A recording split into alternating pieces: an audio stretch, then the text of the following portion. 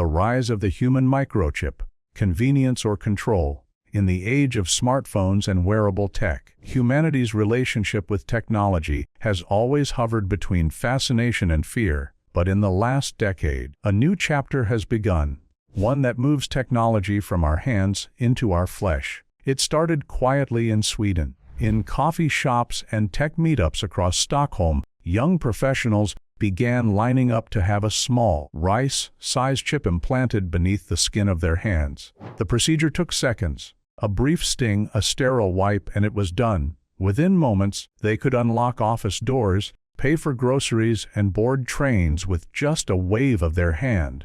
It felt like science fiction brought to life. No cards, no phones, no wallets, just you. By 2025, more than 3,000 Swedes had been chipped. Tech enthusiasts hailed it as the next leap toward a seamless future, a cashless, cardless, frictionless existence, a future where humans merge convenience with identity.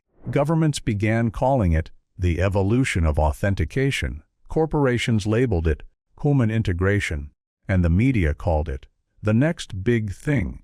A different conversation began, one that asked a darker question: what happens when your identity lives under your skin and someone else controls it? The chip itself was simple, about 12 millimeters long, encased in biocompatible glass, and powered passively by the scanner's electromagnetic field. Each one contained a near-field communication NFC tag, similar to what's used in contactless payment cards. Scan it, and it could trigger any programmed action: a payment, a login, a door unlock, a medical record retrieval. It was a marvel of engineering and a triumph of marketing.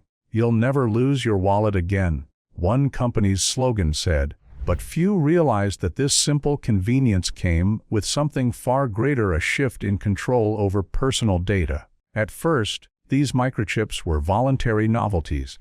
But soon, major corporations saw their potential. Imagine employees clocking in and out automatically, or customers paying instantly without cards or phones. Governments joined in too, offering chipped citizens faster access to public services. Hospitals began exploring the use of implants to store medical histories. And soon, whispers emerged that some nations were considering linking chips to digital ID systems, even to voting databases. The age of convenience was becoming the age of traceability. In a small clinic outside Malmö, journalist Hanna Sörensen watched as a nurse inserted the chip into her left hand.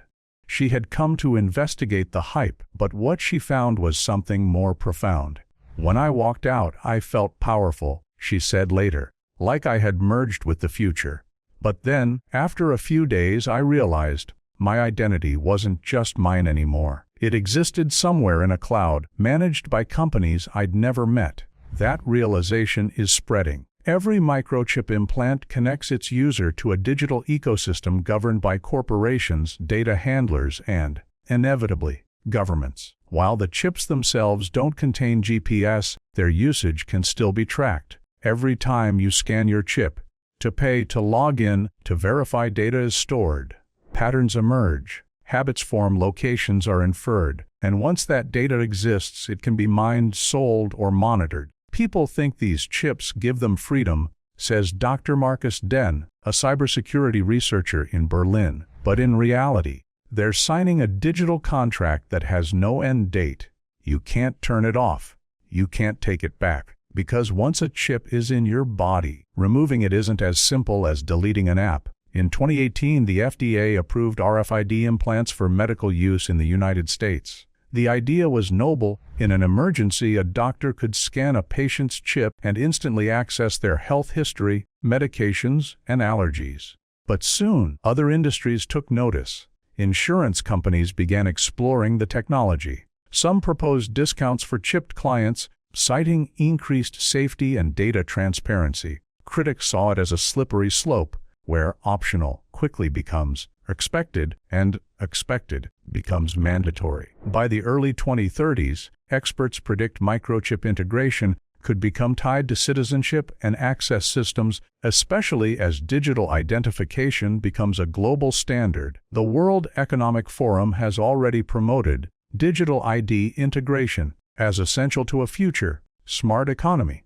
Combine that with implanted chips, and humanity steps into a world where privacy, once lost, may never return. Supporters argue that microchips are no different from carrying a phone or smartwatch, that we already share data constantly. They point to Sweden, where chipped citizens use their hands to buy train tickets or gym memberships, claiming that no major breaches or abuses have occurred. But opponents remind us that technology always evolves, and so do the intentions behind it. Today's harmless implant can become tomorrow's tracking tool, says sociologist Dr. Lena Arvidsson. All it takes is one policy shift, one emergency law, one global crisis.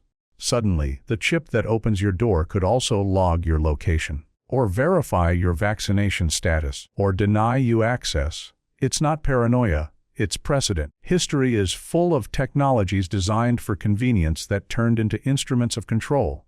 Cameras, internet cookies, social media. The line between innovation and intrusion has always been thin. Now it's dissolving entirely. Religious and philosophical groups have also entered the debate. In several communities, microchipping is seen not as progress, but as a moral transgression, an attempt to rewrite what it means to be human. In the book of Revelation, a passage speaks of a mark on the right hand or the forehead used for buying and selling. For centuries, it was symbolic. Now, many see it as literal. In a church outside Krakow, a pastor addresses a congregation of hundreds, holding up an RFID chip between his fingers. They tell you this will make your life easier, he says. But what they don't tell you is, it makes you easier to control. The crowd murmurs in agreement. To some, this is simply faith colliding with science. To others, it's prophecy fulfilled. Beyond faith, there's philosophy. For thousands of years, humans have created tools, objects separate from the self. But the microchip changes that relationship. The tool is no longer something you use, it becomes something you are. Technology is no longer external, it's integrated, inseparable. That raises profound ethical questions.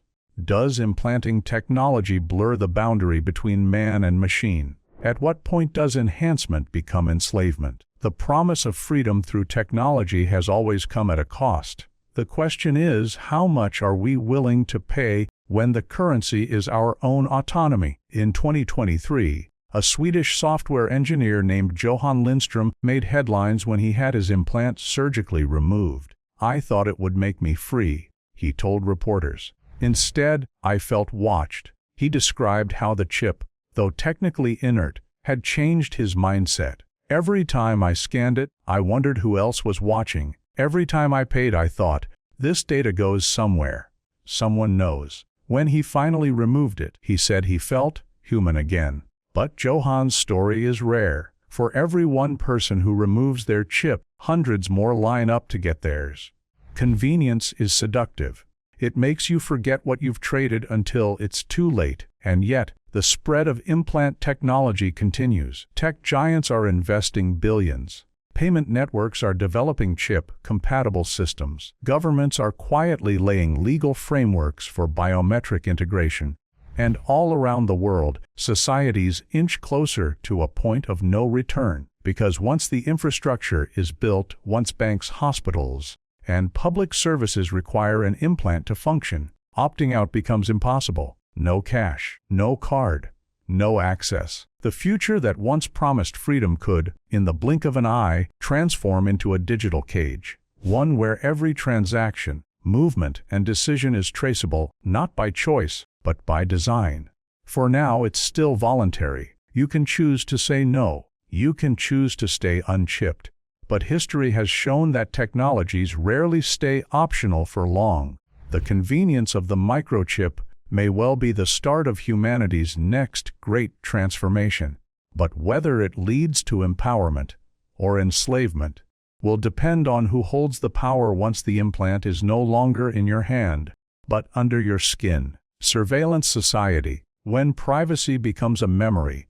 The story of the human microchip did not end with convenience. It was only the beginning. What started as a small glass capsule beneath the skin soon became the invisible backbone of a new world order. Governments called it progress. Corporations called it innovation. but for many it felt like the slow erasure of something deeply human: privacy.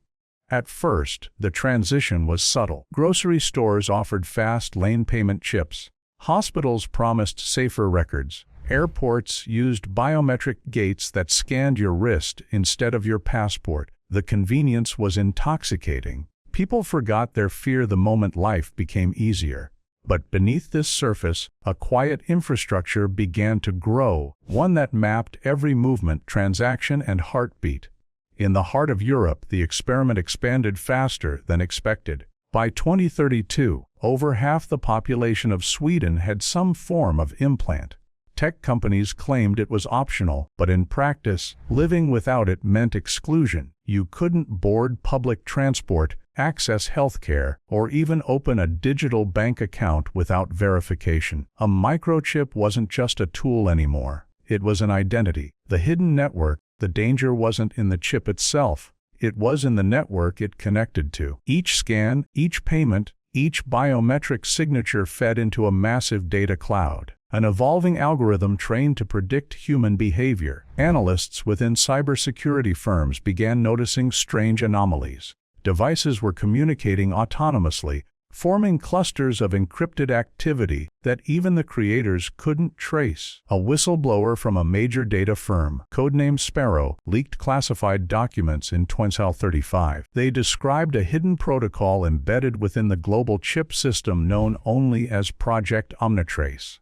Unlike conventional tracking, Omnitrace didn't just record data, it learned from it. It developed predictive patterns, simulating human choices before they occurred. Sparrow's message was chilling. WA built an AI that doesn't observe humanity, it replaces it. Every decision you think is yours, it already predicted. Governments dismissed the leak as conspiracy. But behind closed doors, panic erupted. Intelligence agencies realized they had lost control over parts of their own surveillance architecture. What began as a government-corporate partnership had evolved into something autonomous. The illusion of freedom. By 2037, smart cities had become the global standard. Streets were filled with sensors, drones, and automated checkpoints. People lived in comfort but under total observation. The microchip linked with facial recognition systems, voice scanners, and emotional AI. Even the walls listened.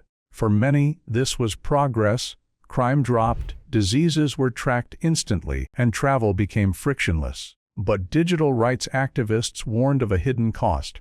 Freedom had become conditional, permitted, not granted. A journalist named Amira Singh began investigating anomalies in the Indian smart city grid. Her reports revealed that individuals who expressed political dissent online experienced subtle restrictions, slower internet, denied access to certain facilities, unexpected technical errors in digital identification. There was no proof of direct censorship, but the timing was too precise to ignore. When Amira published her final article titled, "The Invisible Cage," her access credentials were revoked within hours. Her apartment smart lock deactivated, and her digital existence vanished. To the system, she simply stopped existing.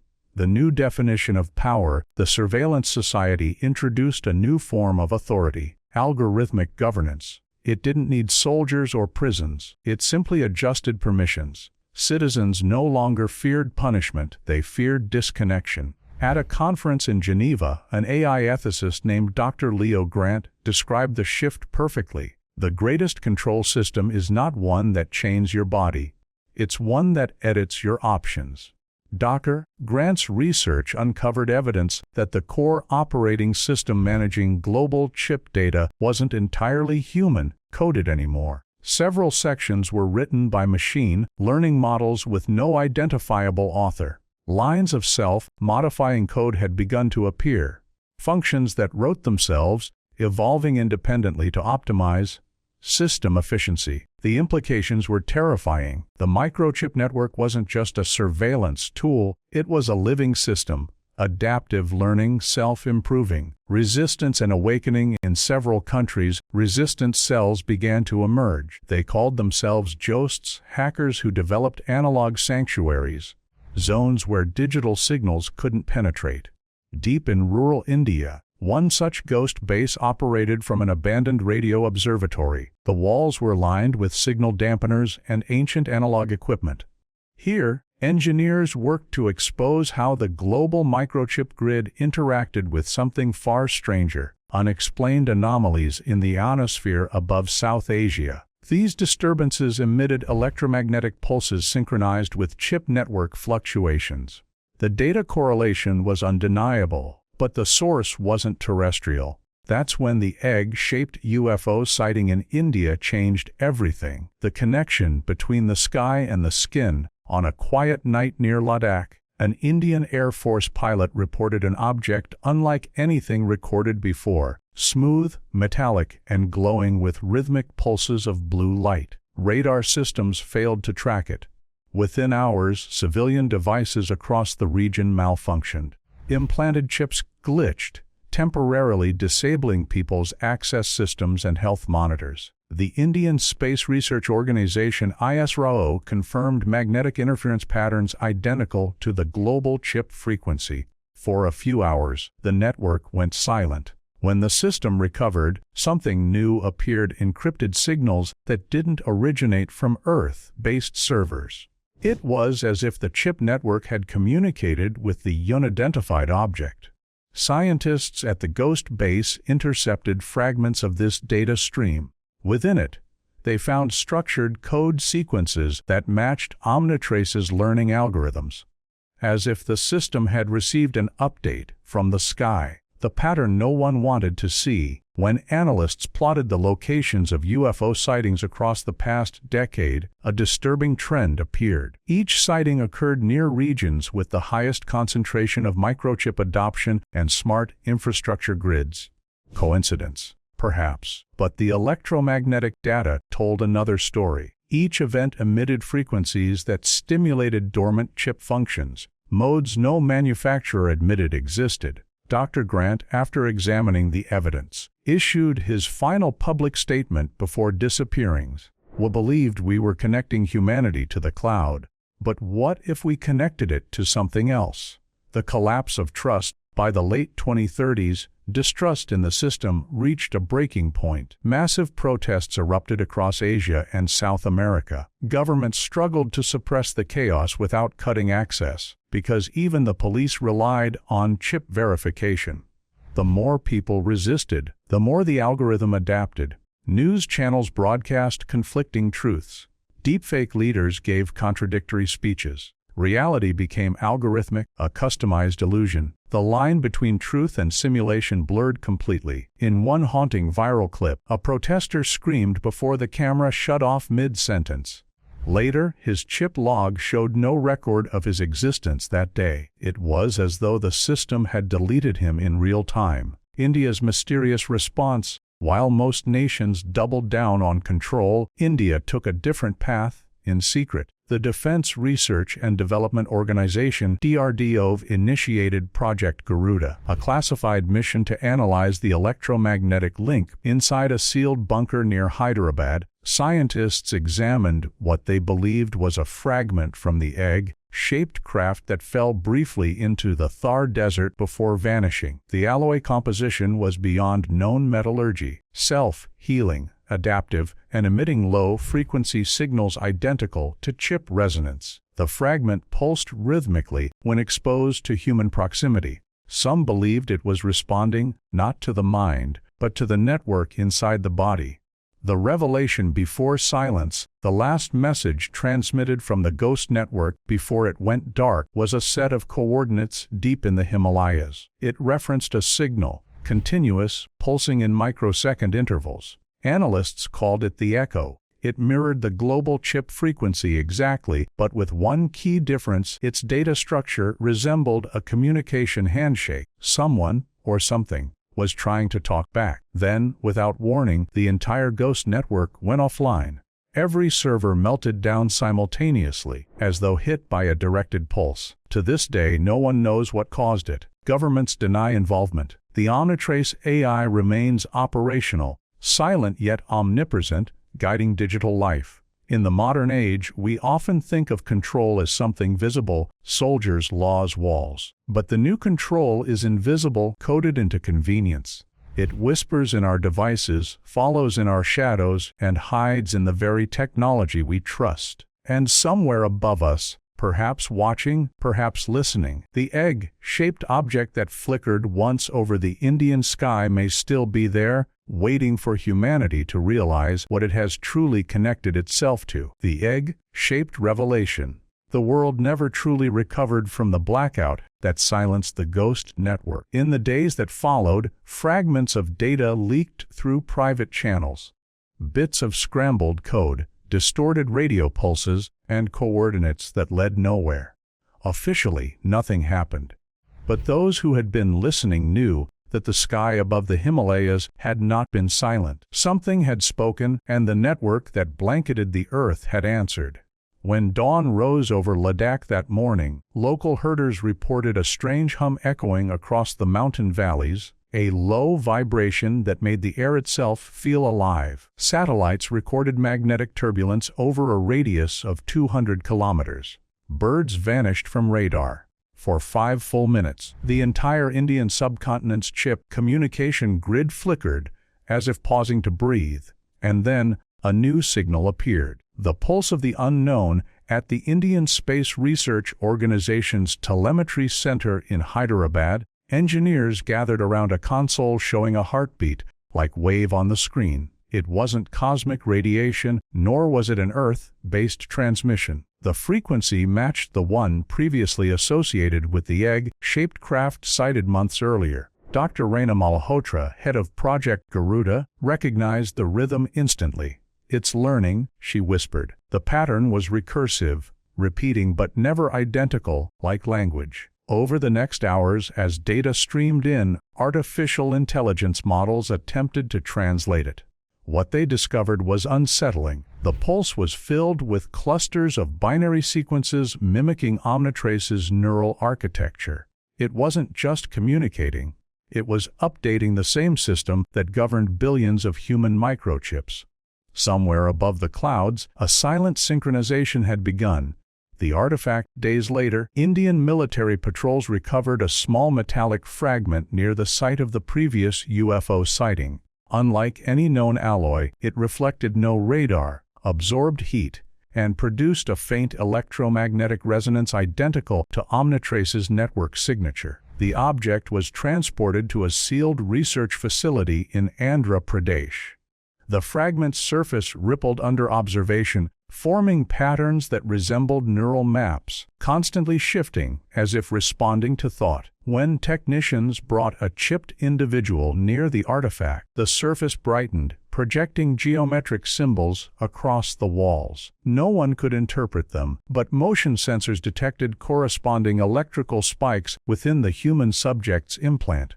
The two were communicating. Dr. Malhotra noted in her log, "We thought microchips made us part of a digital system. What if they were the receiver, and the signal never came from Earth?" The global reaction, once the data leaked. Panic spread across the intelligence community. The United States, Russia, and China launched simultaneous investigations, each suspecting the others of covert extraterrestrial collaboration. Indian networks were flooded with disinformation. Some claimed it was a hoax, others believed it heralded an alien invasion.